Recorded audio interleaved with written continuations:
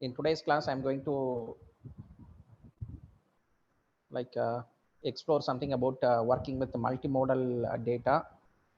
So multimodal in the sense that we'll study how to work with text and image data, right? So we are going to build a deep learning model using text and image data, right? So generally data is multimodal in nature. It may contain text, audio, video, images, and so on.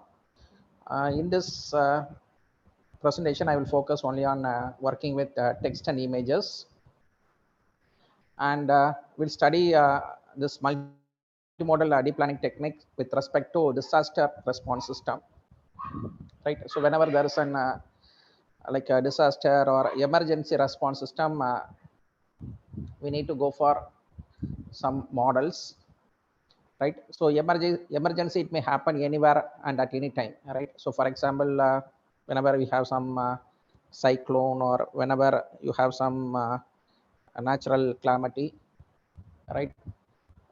We need to have some response management system, disaster response management system. So it aims to ensure effective and coordinated response to disaster, right? So many people would like to help people who are caught in some disaster. So it aims to ensure an effective and coordinated response to disaster. Again, it aims to give timely and effectual assistance to disaster hit people, right? So the objective of any disaster response system is to reduce the impact of disaster, so that the people will recover from the disaster as quick as possible, right? So generally any disaster response system should effectively allocate the resources as needed, right? So now what's the role of social media in disaster response system, right? So nowadays like online social media like Twitter, Facebook, Instagram, right? So they are the important sources of real time information, and social media is used for both collection as well as dissemination of information, right? So people post their status information in social media, right? So it's a important tool for fast data collection and dissemination mechanism. And the news about a particular crisis even appears first in a social media rather than in traditional newspaper, right? So yeah, social media post comprises of relevant and irrelevant contents, right? So generally whenever someone posts some information in a media, social media, it may contain some relevant as well as some irrelevant contents. So identifying actionable information is a key challenge in social media content analysis, right? So hence effective exploitation of social media content requires effective information processing and analysis methods, right? So that's it about an introduction to social media in a disaster response system. Regarding today's my lecture, I will teach you about working with BERTnet, right? So BERTnet is a popular architecture for working with text data. We'll also study about a VGGNet, right? So VGGNet architecture. So VGGNet is a like it's a modified version of a convolutional neural network, right? So for processing image data, we'll study the architecture of VGGNet architecture and Inception V3 architecture. And for working with text data, I will teach you about working with BERT architecture, right? So these are the three deep learning models that we'll study in today's session, right? So the problem statement is that we are going to identify some actionable information from your social media, right? So social media is generally overflowed with noisy contents like irrelevant and duplicate information. Hence, realizing knowledgeable information from the vast amount of irrelevant information is a primary challenge, right? So knowledge discovery or discovery of information from the vast amount of irrelevant information is a primary challenge, right? So we implement an information processing system for social media content classification for disaster response support system with multimodal fusion using deep learning techniques, right? So the objective is that I will study how to implement a disaster response system based on social media content classification using multimodal fusion deep learning techniques, right? Right. So this system includes three models, right? One model is going to be feature extraction, right? So we use different techniques for extracting features from text and images, right? So how do you extract features from a text data, right? So what do you mean by text processing? So in text processing, we need to tokenize the text. We need to remove the stop words. We need to perform some POS tagging, part of speech tagging to identify the noun, verb, adverb, adjective that are present in a text. Right. We also do something called stemming and lemmatization. Right. So once everything data pre-processing is done for text data, what we do is that we do some feature extraction. So feature extraction means you are going to represent the text in the form of a vector-like representation that a computer understands, right? So similarly, image information is also like you are going to extract features from image information also by using some different size of filters, right? So we'll be using wavelets or filters to extract different information from an image, and will again represent the image information in a feature vector representation. So the idea is that initially you are going to extract the feature and represent it in a vector format for both text and images, and then we'll go for feature fusion, right? So you are going to combine the features that is present in both the text data as well as in images using feature fusion. And the last step is classification, right? Whether we are going to assign a class label to a particular data, it is known as classification, right? So these are the three major steps in the classification of social media post, right? So this is how the architecture of the proposed system is represented pictorially, right? So we are going to use some feature extractor for processing a text data, right? So you have different types of feature extractor techniques like TF-IDF model, VAT vector model, GLOW, BERT, and so on, which generates a VAD embeddings of the input data and will generate some feature vector. So feature vector is like you are going to represent the input in the form of a binary representation, ones and zeros. Again, you have image data, right? So a social media post may contain both text data as well as image data. Again, in image also we'll apply a lot of filters, extract the features, and again I will represent the feature in the representation in a will represent it in the form of a binary representation or in a vector like representation, zeros and ones, right? So the next step is a fusion of feature vectors from text and image data, right? So we do apply different techniques for fusion, right? We'll do some concatenation or we'll do some additive transformation that will study the subsequent slides. And finally, we'll classify whether it's a disaster or it's a regularly occurring event, right? So you may classify it according to the class label, right?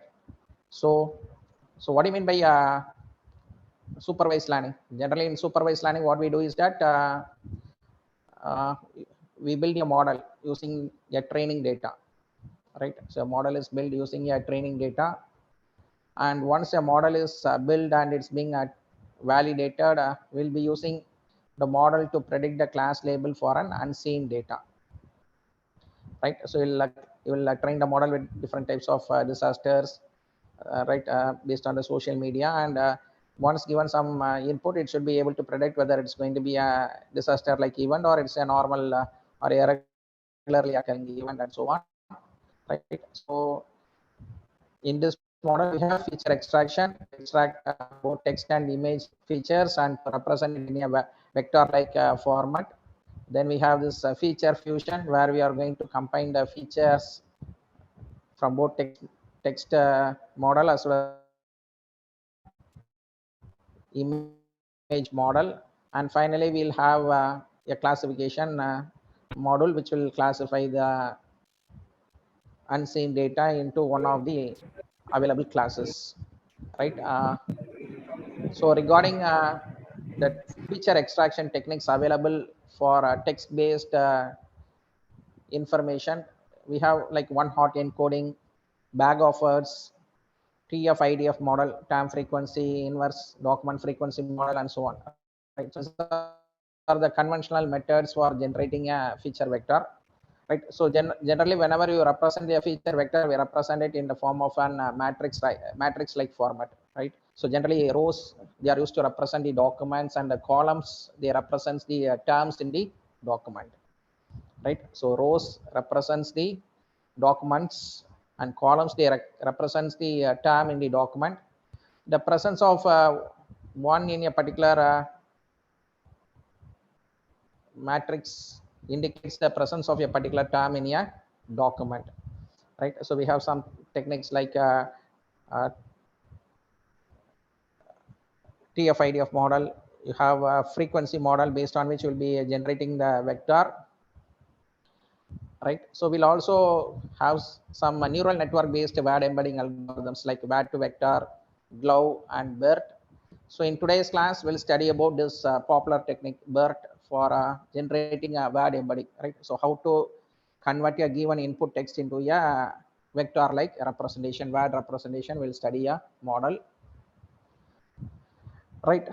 Again, for image feature extraction, we have convolutional neural networks. We have some pre-trained models like VGG16, VGG19, ResNet, EfficientNet, right? So in today's class, we'll study about Inception V3 model. So I will teach you about VGG architecture as well as Inception V3 model for extracting the features from an image data, right? So once you extract the features, so what we do is that you need to do some feature fusion, right? So you need to integrate the text features and the image features, and you need to combine the feature vector. You need to form a feature vector that can be used for classification, right? So for feature wise transformation, we can go for either concatenation based transformation, right? So concatenation based transformation, you are going to concatenate both the text feature vector and the image feature vector, right? So let capital A represents the text feature vector, and capital B represents the image feature vector. So if you are going to concatenate that image feature vector followed by the text feature vector, it's known as concatenation based transformation. Whereas in additive transformation, you are going to add the feature vector generated by text feature vector with that of a image feature vector, right? So I'm going to add the text feature vector with an image feature vector to generate a combined feature vector that can be used for classification. It is known as additive transformation, right? So we also have conditional biasing transformation, right, where we are going to apply a function on a particular data, right? So let us assume that we are going to apply some function on a image data, right? Then you are going to add it with the text data a plus f of b. It's known as conditional biasing transformation. Again, you can also perform some multiplicative transformation. You are going to apply some linear function f on image data, right, f of b into a. So a is going to be a feature vector for text data. So these are the few ways by which you can integrate features, both text and image features, in multimodal techniques, right? So once you perform feature fusion, then this input can be given for classification, right? So we can use a feed forward neural network for classification, and the evaluation metrics for classification is going to be accuracy, precision, and recall, right? So these are the important metrics for evaluating the accuracy of any model, classification model, right? So let me start with a BERT model. So BERT is a word embedding technique for feature extraction, right? So BERT is a open source machine learning framework for natural language processing introduced by Google in the year 2018. Right. So BERT stands for bidirectional encoder representation for transformers. Right. So what do you mean by BERT?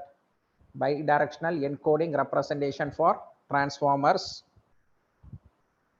So it is based on transformers, a deep learning model in which every output element is connected to every input element, right? So this bidirectional encoder representation for transformation is a deep learning model where every output element is connected to every input element.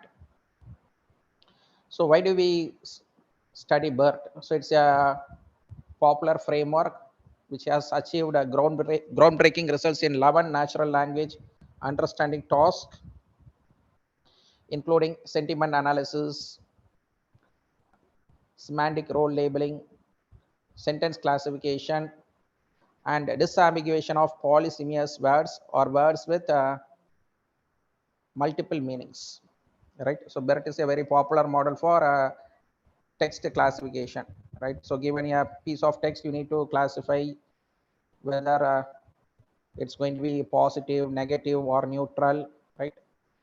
Right. So what do you mean by sentiment analysis? So in sentiment analysis, you are going to analyze a piece of code to determine the user's attitude towards a particular topic is going to be a positive, negative, or neutral. It's known as sentiment analysis, right? So the output class labels may be positive, negative, or neutral in the case of sentiment analysis, right? So it can also be used for sentence classification, right? To identify the domain to which a particular text piece of sentence belongs to. It can be used for semantic role labeling, right? So it label each and every token or every word in a sentence, and disambiguation of words. So disambiguation of words means you need to identify the correct meaning for a word where a word has multiple meanings, right? So the BERT model was trained using a books corpus, which has around 800 million words, and English Wikipedia, which contains around 2.5 billion words, right? So we'll study what are the things that can be performed using BERT. So BERT supports contextualized dynamic word embedding, right? So what I mean by contextualized dynamic word embedding is that, so BERT is designed to help computers understand the meaning of an ambiguous language in a text by using the surrounding text to establish the context, right? So whenever there is some unambiguous information, it's easy to solve by a computer, right? Whereas whenever there's an ambiguous language in a text contains multiple meanings, you need to resolve the meaning of a particular text by using the surrounding text to establish the context. So that's where we go for this contextualized dynamic word embeddings. So BERT is a bidirectional architecture, right? So BERT can it can read a text input from both directions, left to right as well as right to left. And BERT is pre-trained on two different but related tasks, right? So the advantage of BERT is that we can go for this mask language modeling and next sentence prediction. So what I mean by mask language modeling is that you are going to hide a word in a sentence, and then have the program to predict what the word has been hidden or masked based on the hidden words content, right? So you are going to hide maybe like 15% of the words in a sentence, and then allow the network or the program to predict what the words are being hidden. It's known as masked language modeling. And the other important task of BERT is that next sentence prediction, right? So next sentence prediction algorithm is trained to have the program predict whether two given sentences have a logical sequential connection, or whether their relationship is going to be random, right? So given a pair of sentence, you need to say whether the sentences are logically related, they are sequentially related, or whether their relationship is simply a random information, right? So these are some of the few activities that can be carried out using BERT, right? So contextual variable means you are going to predict the meaning of an ambiguous word by using the word surrounding the particular by using the surrounding text to establish the meaning. It's known as contextualized dynamic word embedding, right? So in our architecture, we'll focus on this masked language modeling and next sentence predictor, right? So next sentence predictor, this algorithm, it takes input two sentences, check whether they are logically related and or they are sequential in nature, or whether they are a relationship purely random, right? So regarding BERT architecture, the main component of BERT is a transformer. So the transformer includes two separate mechanisms. It has an encoder that reads the text input, and a decoder that produces a prediction for the task, right? So it contains transformer contains two separate mechanism: encoder to read the text input and decoder to produce the prediction for the task. Since BERT goal is to generate only language model, will be using only the encoder mechanism. So BERT is based on stacked layers of encoders, right? So just you are going to read a text input and represent it in the form of some encoded format. So it's going to be a stacked layer of encoders, right? So pictorially, this is how a transformer is represented, right? So you have some input, you are going to perform some input embedding, right? Then it's passed on to one multi-head attention mechanism, right? So both input embedding as well as the output from the multi-head attention mechanism can be added and normalized, and then again it is passed on to a feed forward network, and again both output from the feed forward network and the previous layer is being added and normalized, right? So this is how the architecture of a transformer looks like, right? So transformer contains both encoding and decoding task. Encoding is used to encode the input text, and decoding is used for prediction task, right? So here we are going to focus on only the encoder mechanism that reads the text input. So you have a multi-head attention mechanism, then followed by add and normalization task. Again, you have a feed forward neural network, followed by add and normalization task with the previous output, right? So regarding BERT, you have two different versions of BERT, BERT base and BERT large. So the difference between BERT base and BERT large is that in the case of BERT base model, you have only 12 encoders stacked on top of each other, right? So BERT base, you have only 12 encoders that are stacked on top of each other, whereas BERT large has 24 layers of encoders stacked on top of each other, right? So this BERT model, you have BERT base and BERT large. If you want to work only with the 12 encoder layers with 12 attention heads, you go for this BERT based model. Whereas BERT model, it uses of encoders stacked upon top of each other, right?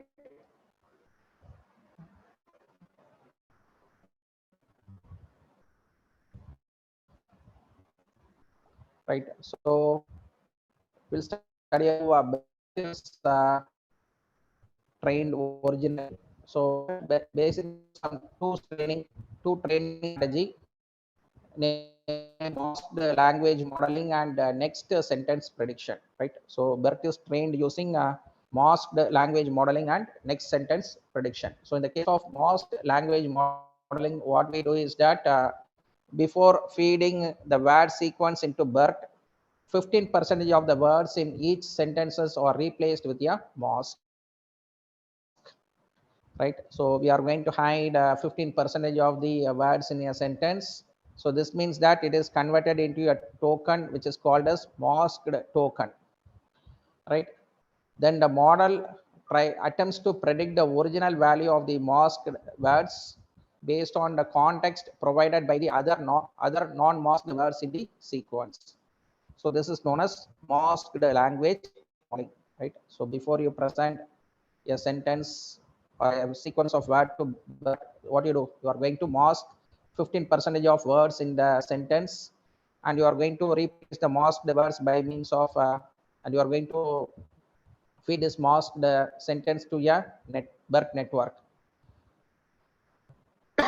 So this means that the masked word is converted into a masked token, and this model, it will try to attempt to predict the original value of the masked words based on the context provided by the other non-masked words in the sequence, right? So for example, you can have a look into this diagram, right? So the input is going to be CLS. How are you are going to mask a particular word doing today, SCP, right? So this is going to be the input. So the output is again for CLS, it's going to be CLS. How are, so you are going to predict the word that is being present in the masked token, right? So the masked word may be you or they or your. How are you doing today? How are they doing today? How are you are doing today? Right? So here CLS, it is used to indicate the beginning of a particular sentence. And SCP, so this token represents that you are going to pass the next sentence, right? So CLS token indicates the beginning of a sentence, and SCP token separate, it is used to separate two different sentences, right? So in masked language modeling, what we do is that we are going to mask 15% of the words that are present in a sentence before feeding it into a BERT model, right? And you allow the network to predict the value present in a masked token, right? So the masked token is going to be predicted by using the BERT model, right? So here it returns the words with the highest probability that can be present in the masked token. So it may be how are you doing today, right? So maybe you has the highest probability, followed by how are they doing today, and so on. So this is known as masked language modeling, right? So this technique is used for training a BERT,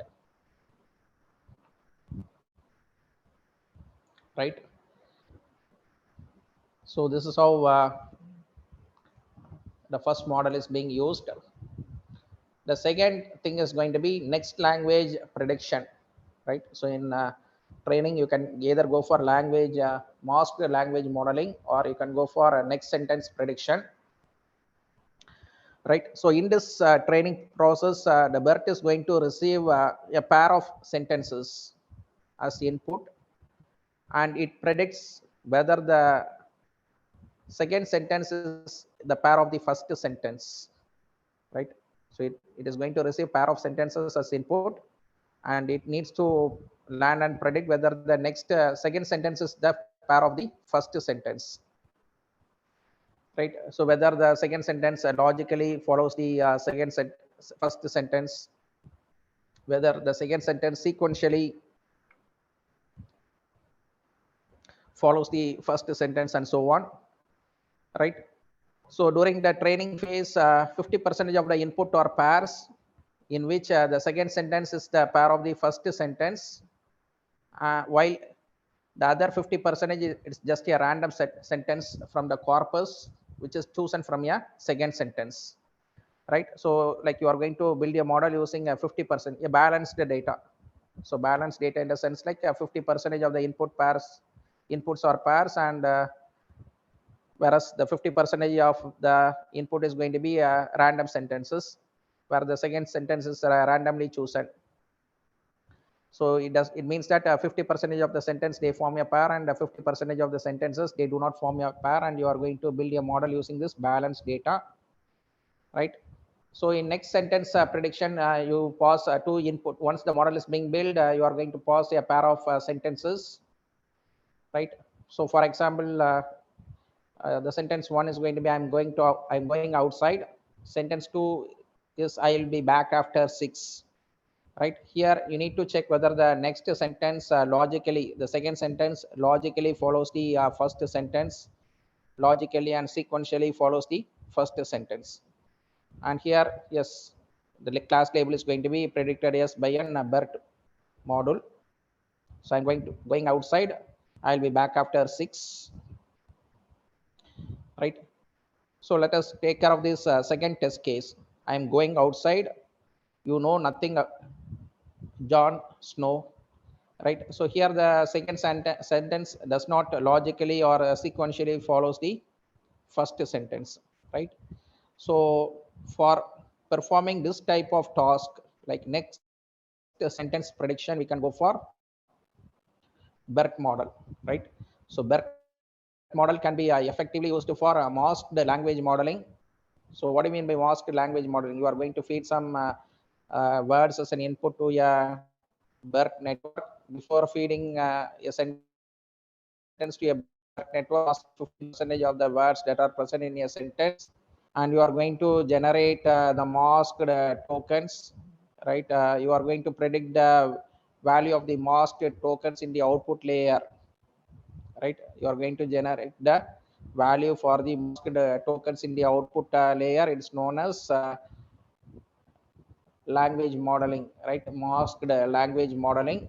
Whereas in the case of next sentence prediction, you are going to give a pair of sentences input, and the network has to learn and predict whether the second sentence is a pair of the first sentence, right? So for using this, we are going to build a model using a balanced data set, and we are going to use this next sentence prediction module, right?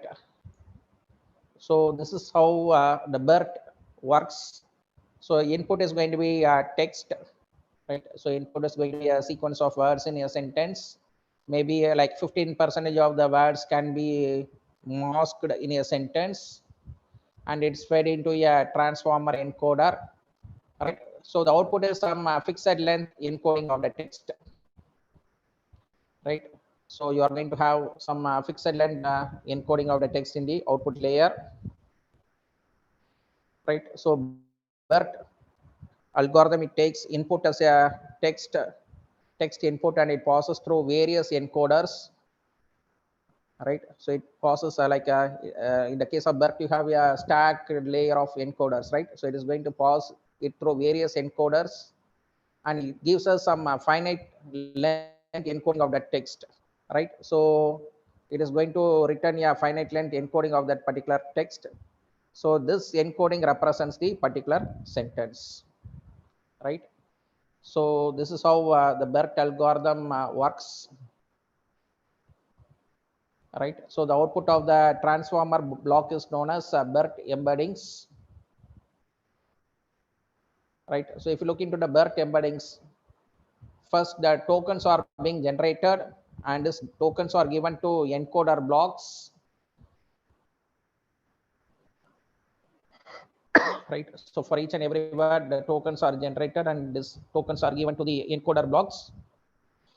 The output of encoder blocks are taken as BERT embeddings.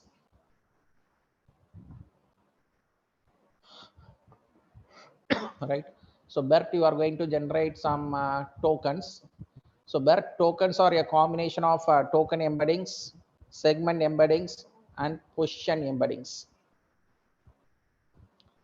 Right. So we'll study about this embeddings. 1 minute.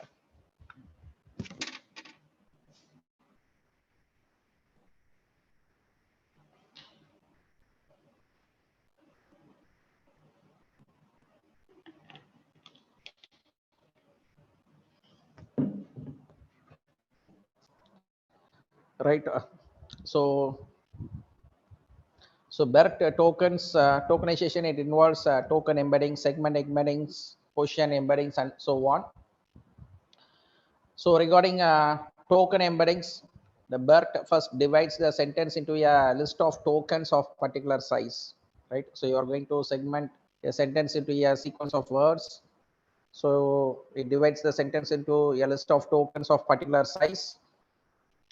So if a sentence is short, it is padded with some predefined tokens, or if the sentence is large, some words are being removed, right? So each token has a particular vector. So the vector is extracted from a BERT predefined vocabulary, which consists of around 30,000 words, right?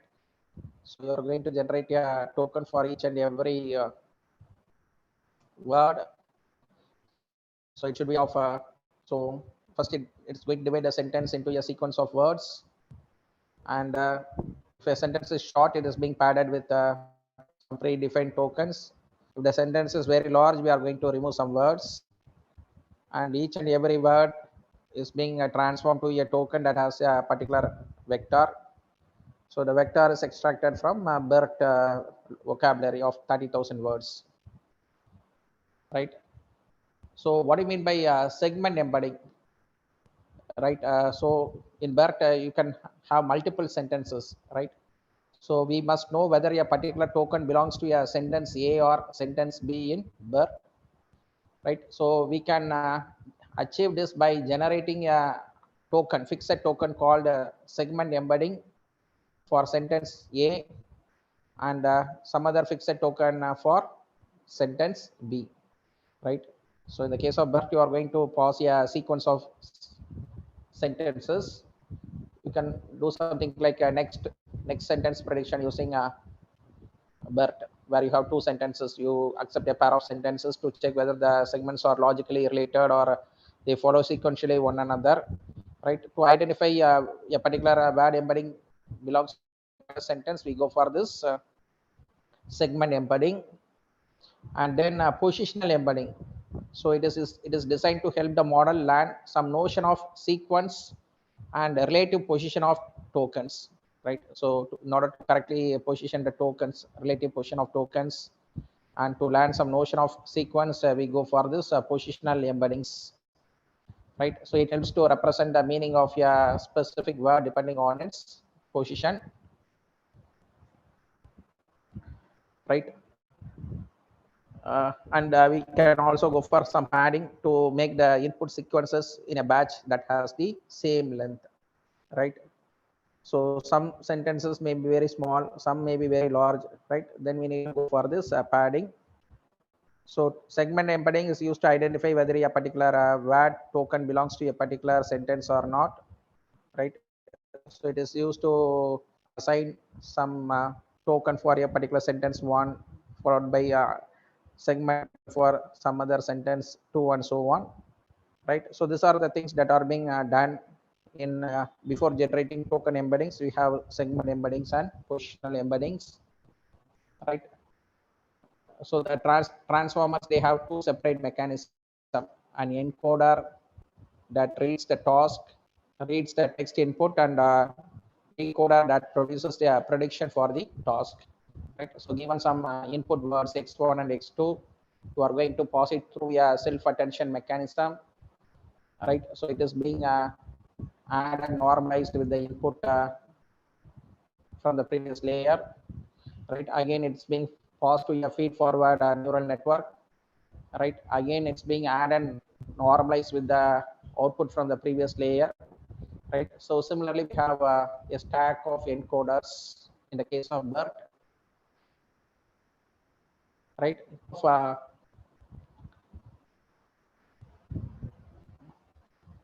Decoder, right? So you have a softmax function that gives the probability of the particular class. You have again a self-attention mechanism and a normalize function. You have an encoder decoder attention module.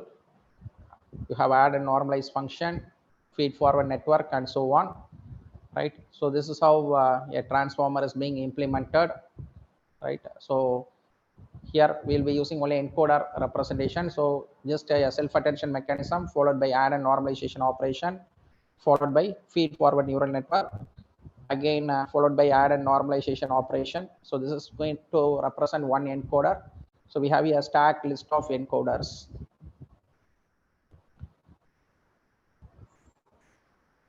right?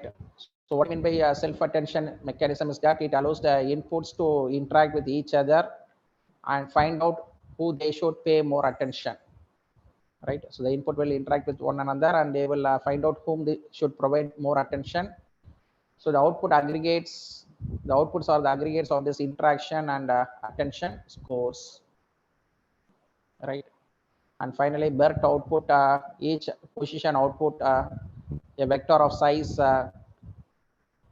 768 in BERT base. That is, each encoder block converts each token to a vector of size 768, right?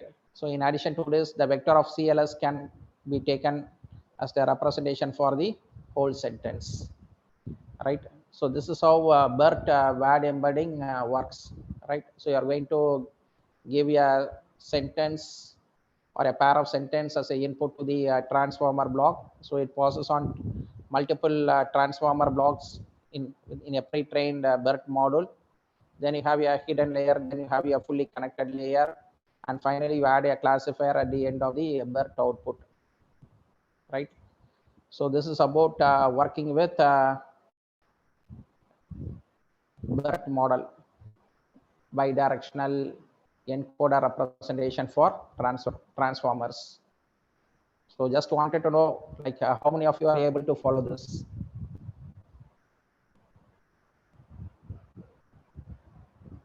So no answers, huh? So whenever you need to generate a vector representation of the input text, we go for this model, right? So BERT is a model for generating WAD embeddings of the input text, right? So as I said that we'll move on to the next model. We'll work with image models. We'll start out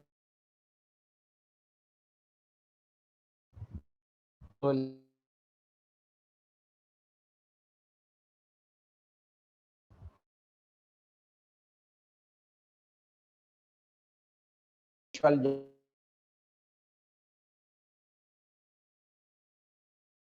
deep. So this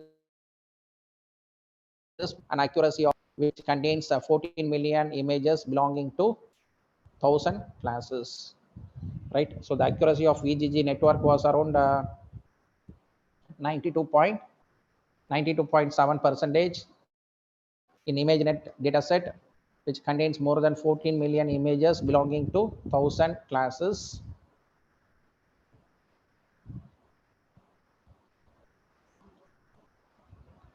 Right. So in the case of VGG network, the image dataset size is going to be you have image of size 224 into 224 with RGB channels, 3 RGB channels. So 224 into 224 cross 3, and output is going to be a vector of 1000 values. So this vector shows the classification probability for the corresponding class, right? So if the VGG net architecture, so the input image is going to be 224 into 224 into 3. You have 3 RGB channels. So it is given to convolution layer 1, right? So if you have convolution layer 1 followed by convolution layer 2, then you have your max pooling layer. Then again you have 2 convolution layers followed by a max pooling layer.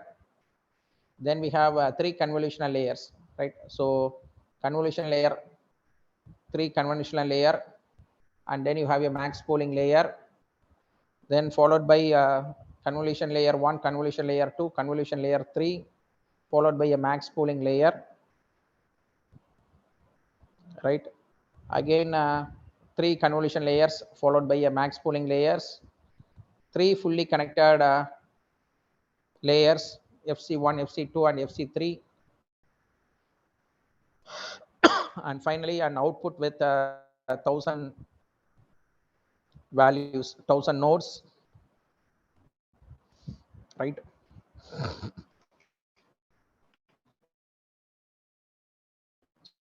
Convolution layer, the filter size is going to be 3 cross 3 filter size. The striding is going to be 1 and the padding is going to be the same. Whereas in the case of max pooling, the filter size is going to be 2, and the stride size is going to be 2. Right? So how do you get how do you reduce an image from 224 cross 224 into 112 cross 112, right? So you know the formula, right? So n plus p minus f divided by s plus 1, right? So n is going to be the dimension of the image, p denotes padding. So here you don't have any padding in the convolution layer, and filter size is going to be 2 cross 2, right? So whenever you pass the data from a convolutional layer to a pooling layer, right? So 224 minus 2 divided by 2 plus 1, so it will be 112 cross 112, right? So whenever you are going to do max pooling, the size of the image get reduced to half. So initially it was 224 into 224. Whenever you do max pooling with a filter size of 2 cross 2 and a stride of size 2, it get reduced, the image size get reduced to 112 cross 112, followed by 56 cross 56, followed by 28 cross 28, followed by 14 cross, and followed by 7 cross 7 into 512, right? Similarly, initially you are going to start applying 64 kernels or filters, then gradually increase the number of filters, 64 to 128, 128 to 256, 256 to 512, right? So in the last layer you have 7 cross 7 cross 512, right? Then which is equivalent to 1 cross 1 into 4096 in the fully connected layer 1, followed by another fully connected layer with node size 1 cross 1 into 4096, and then again you have a fully connected layer followed by an output layer of 1000 nodes,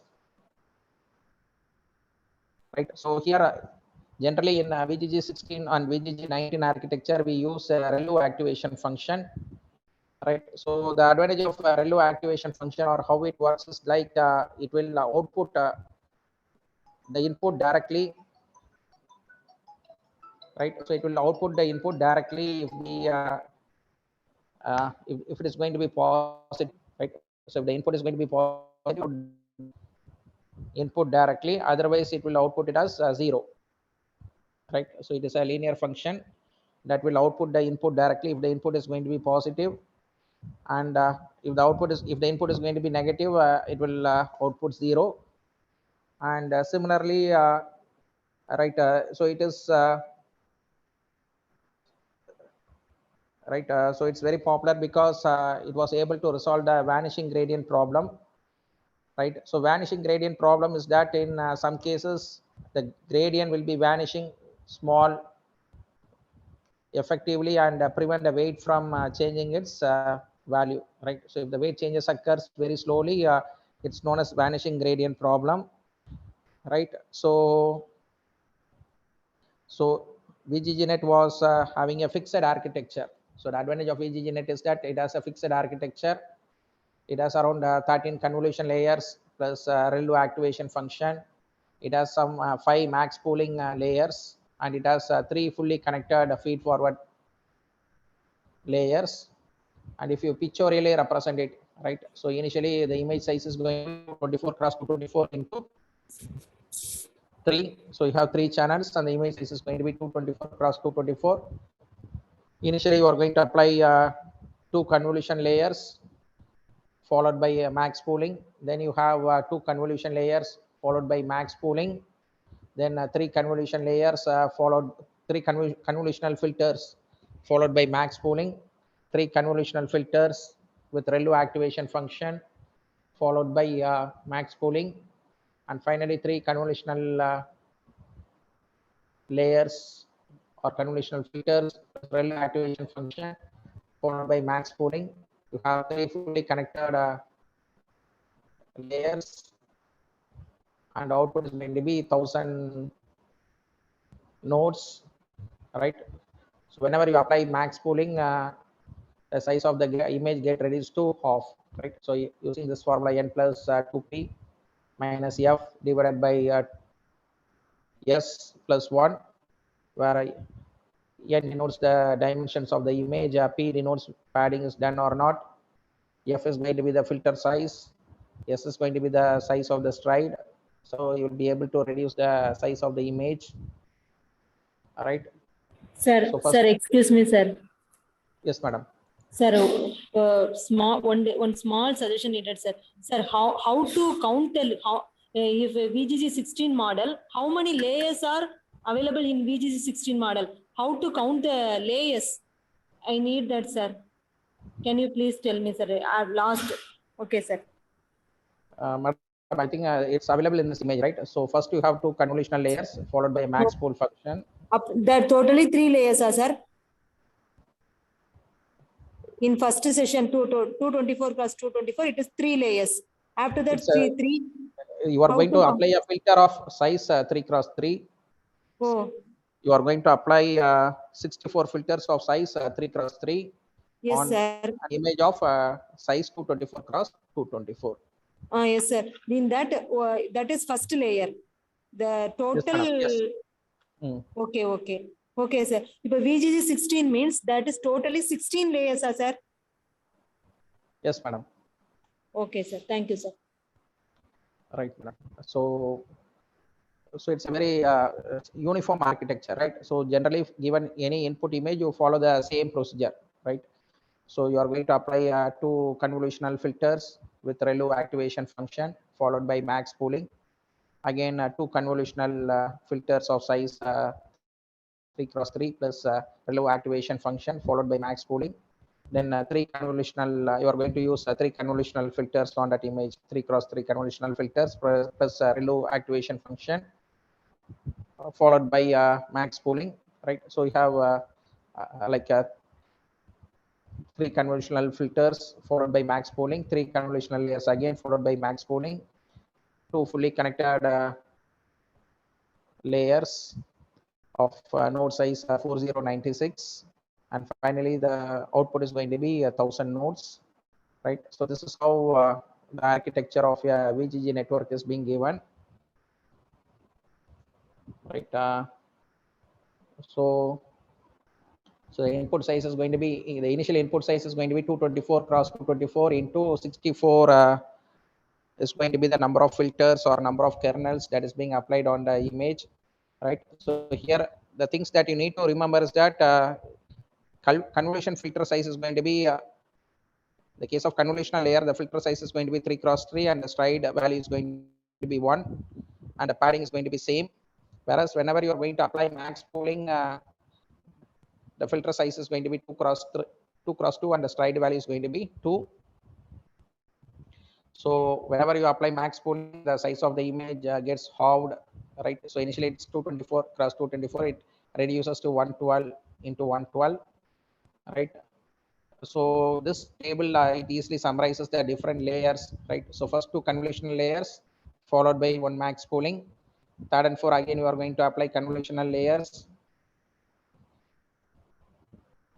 of 128 channels of 3 cross 3 kernel, then followed by max pooling, right? Again 5 6 7 you have a convolutional layer of 256 channel of 3 cross 3 channel, again max pooling of stride 2, right? Then again convolutional layer number 8 9 10, where you are going to perform convolution followed by max pooling. 11 12 13 again it's going to be convolution layer of 512 channels of 3 cross 3 channels followed by max pooling. And then finally you have a fully connected layer and fully connected output unit of 1000 nodes, right? So this is how it is being represented, right? So Okay, so sir. the Now it is clear, sir. right, Previous madam. slide. Can you go one previous 38? Yes, sir. Yes, sir. Yes, sir. Thank you, sir. Thank you, sir. Totally 16 layers. Okay, sir. Yes, madam. Yes, madam. Yes, sir. Thank you, sir. So whenever you are going to use this max pool function, you are going to reduce the size of the image. Okay, sir. Yes, sir. Only one doubt, sir. Max pooling means it reduces the sizes, but during that time, any pixel losses will be there. No, that is some disadvantage. But as I have shown in the beginning, this architecture produces high accuracy, 92.7% accuracy for an image in a data set which contains 14 million images belonging to 1000 classes. So, so in Keras, it looks like the accuracy has been taken care, it seems.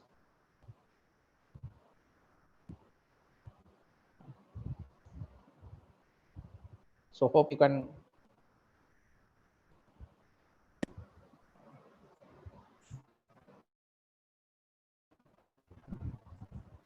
Right, so you can follow it, right? So am I audible?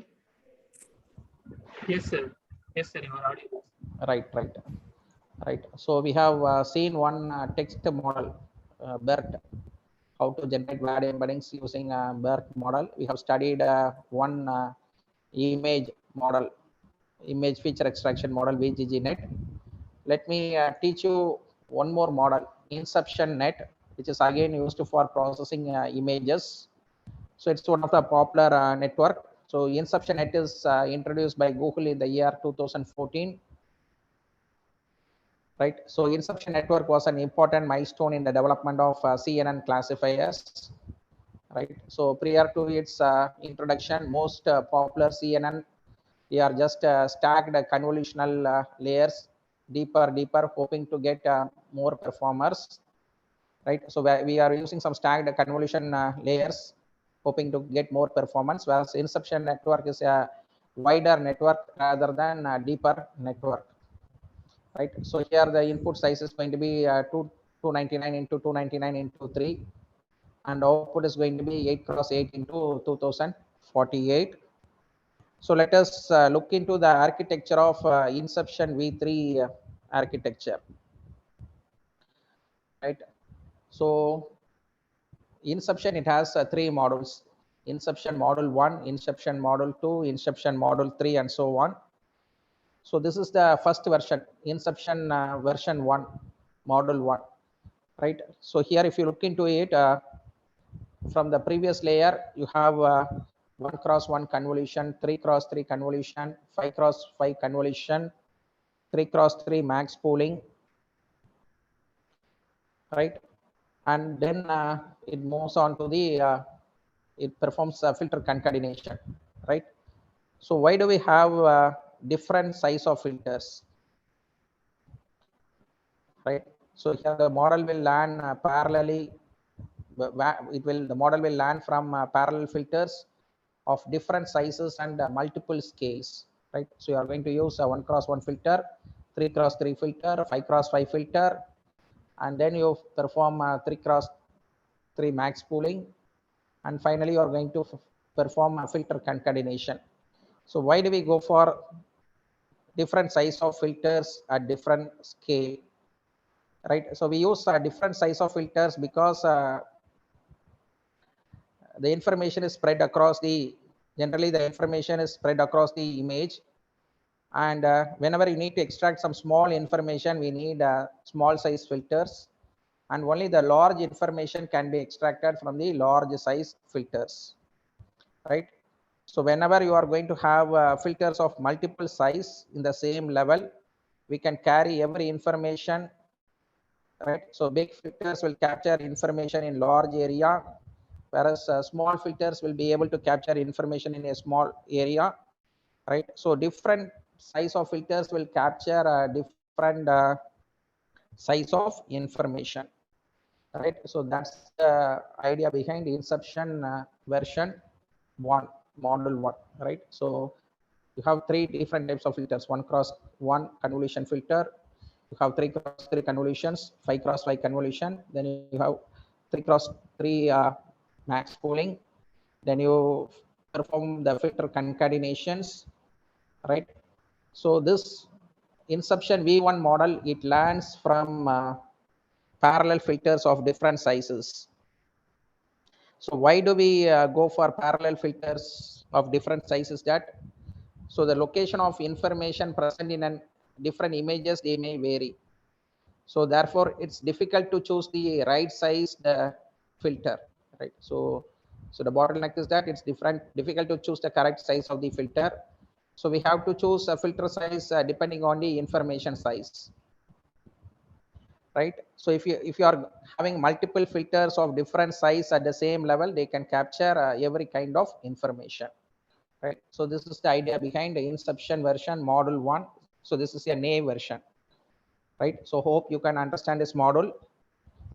So you are going to have different parallel filters at the same level to capture different size of information, right? So small filters, they can capture small information. Big filters, they can capture large information, right? So we are going to have filters of multiple size in the same level so that we can capture every information, right? So different filters will be used to capture different size of information, right? So hope you can follow this, right? Right. So let me move on to the Inception version model 2, right? So the Inception version model 2 is the second version of Inception. It's used for dimensionality reduction,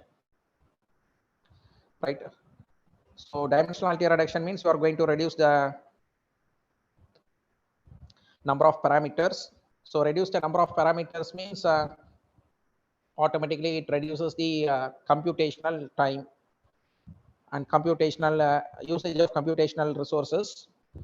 So the problem with more number of parameters is that overfitting of data. So overfitting of data means instead of learning from the data, the network just tries to memorize the things in the training data.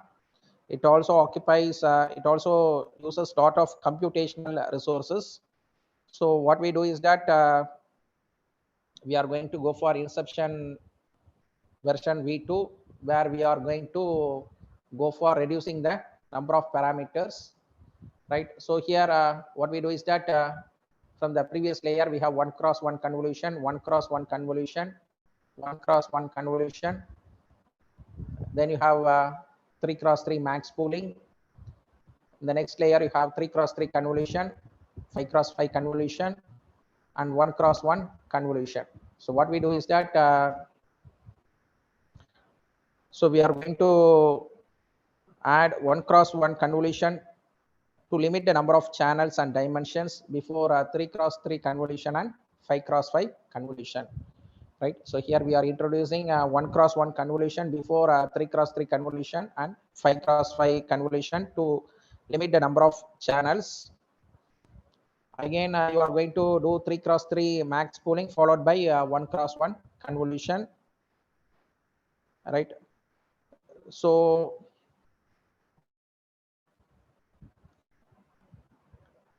here the filter size of 3 cross 3 on a grayscale image is going to be 3 cross 3, which is going to be 9, and filter size of 3 cross 3 on an RGB image is going to be 3 cross 3 into 3, which is going to be 27, right? So here the advantage is that you are going to reduce the number of dimensions. So it's a linear projection of a stack of features, right? So for example, in Inception V3, so you are going to have an input image of size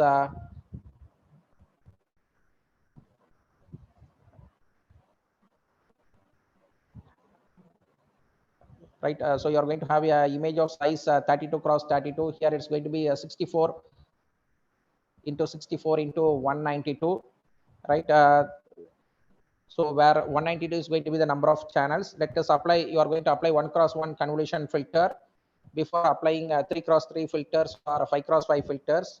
So the number of dimensions reduction is going to be, it is going to be, you are going to reduce the number of dimensions to 1 cross 1 into 192 dimensions, right? So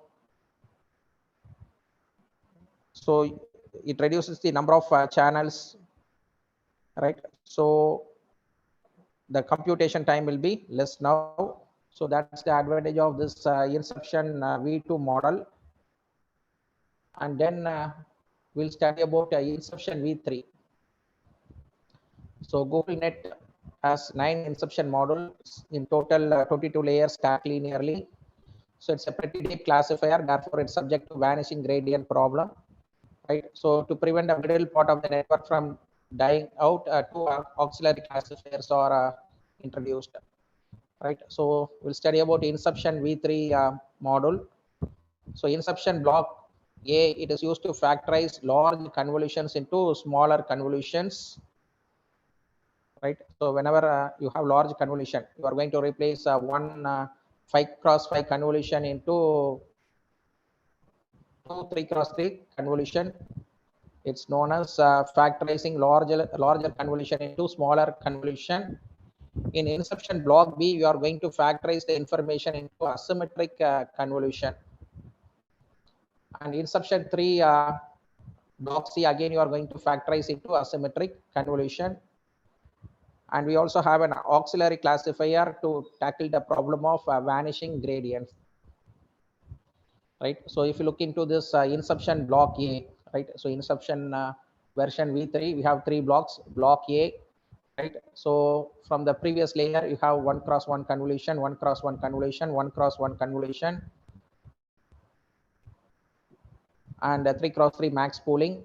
In the next layer, 3 cross 3 convolution and 2 3 cross 3 convolution, right? So we are going to introduce 2 3 cross 3 convolution in the place of 1 5 cross 5 convolution as follows, right? So if you have 1 5 cross 5 convolution, the number of parameters needed is going to be 5 cross 5 is going to be 25. Whereas if you have 2 3 cross 3 convolution, it will replace 1 5 cross 5 and you have only 18 parameters, right? So you are going to factorize a large convolution, 1 5 cross 5 convolution into 2 3 cross 3 convolution filters. You'll be factorizing the large convolutions into smaller convolutions in the case of Inception block A. And the second Inception block C, what we do is that factorization of asymmetric convolution, right? So if you have one layer of filter size 3 cross 3, it's replaced by 2 layers of convolution of size 1 cross 3 and 3 cross 1,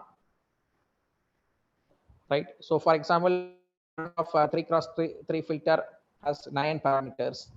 3 into 3, you have 9 parameters. So you are going to have asymmetric convolution where you are going to replace 3 cross 3 filter by 1 cross 3 plus 3 cross 1. It will, you have only 6 parameters, and the number of parameters is reduced by 33% in inception block C, right? So this 3 cross 3 filter, right? So initially the previous layer, the input comes from the previous layer. You have 3 1 cross 1 convolution. In the next layer, you have 3 cross 3 convolution. So 3 cross 3 convolution into asymmetric convolution. So it's going to be 3 cross 3 convolution is replaced by 1 cross 3 plus 3 cross convolution filter size. Total number of filters needed is going to be only 6 compared to 9 filters in the previous case.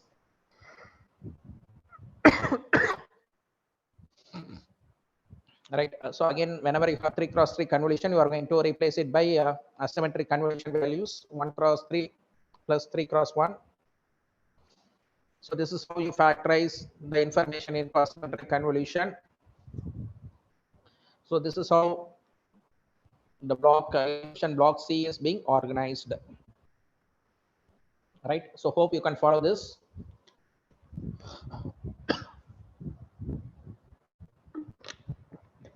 So block A, you are going to replace a filter of size 5 cross 5 into 2 3 cross 3 filters, where you are going to factorize larger convolution into smaller convolution. Whereas in inception block C, what you do is that you are going to factorize a convolution filter 3 cross 3 into asymmetric convolution. 3 cross 3 is factored into 1 cross 3 into 3 cross 1. So you will be able to reduce 33% of the number of input parameters. And then inception block B. So where we are going to go for again asymmetric convolution, where you are going to replace your block convolution filter 7 cross 7 by means of 2 asymmetric filters 1 cross 7 and 7 cross 1. Right. So the input from the previous layer, you have a 1 cross 1 convolution filter, 1 cross 1 convolution filter, and then you have asymmetric representation of 7 cross 7 convolution filter by 1 cross 7 plus 7 cross 1. Right. So initially there were 49 parameters. Now you are going to replace it by 14 parameters for one 7 cross 7 convolution filter. So this is how inception block B is being organized. Right. Now put together, this is going to be the inception version 3 architecture. Right. So inception version 3 architecture. So initially the image size is going to be 299 into 299 into 3. So 3 is going to be the number of channels, and 299 cross 299, it's going to be the height and width of the image. We are going to apply 3 convolution filters of size 32 convolution filters of stride 2, 32 convolution filters of stride 1, and 64 convolution filters of stride 1. Right. So once you apply this 3 convolutional filters, 32 convolution filters of stride 2, 32 convolution filters of stride 1, and 64 convolution filters of stride 1, the output image is of size 147 into 147 into 64. So it is passed to a max pooling layer of 3 cross 3 filter of stride 2. So the max pooling layer is used to reduce the size of the image to half. Right. Again, you are going to pass it to a convolution filter 80 filters of stride 1. So the filter size is 1 cross 1 convolution filter 1 cross 1. You are going to pass 80 filters of stride 1. So the output is going to be 73 cross 73 into 80. Then again, you are going to pass it on to 192 filters of stride 1 of the convolution filters of size 3 cross 3. So the output will be 71 cross 192. Right. Then again, you have a max pooling. You apply a filter of 3 cross 3 of stride 2. Then you are going to apply inception A block for 3 times, followed by reduction block of reduction block of A. Then you have inception B block is applied 4 times, then followed by reduction block of B. Inception C block is applied 2 times. You have this global average pooling. Then you have this ReLU activation function, and finally you have a softmax function. Right, so you also have an auxiliary classifier at the top. So you have average pooling 5x5, apply convolutional filter of 1x1. You have batch normalization, ReLU activation function. Then you have a batch normalization with ReLU activation function for 768 nodes, and you have a softmax function for 1000 nodes. Right, so the top layer, the auxiliary classifier, is used to tackle the problem of vanishing gradient. So when the auxiliary classifier is inserted between the layers, so we'll be calculating the loss from the auxiliary classifier and we'll be adding it to the main classifier just to improve the results. Right, so the function of auxiliary classifier is to solve the vanishing gradient problem. So we are going to calculate the loss from the auxiliary classifier and add it to the main classifier just to improve the classification results. Right, so this is about Inception V3 architecture. So we have the picture for a reduction block of A and a reduction block of B and so on. Right, so this is how we work with multimodal data. Right, so for text data we were using a BERT model. For image data we were using VGG network, and we were using Inception model. Right, so you are going to generate the feature vector using this model. You are going to do some fusion of features and then finally giving it to some classification model for classification.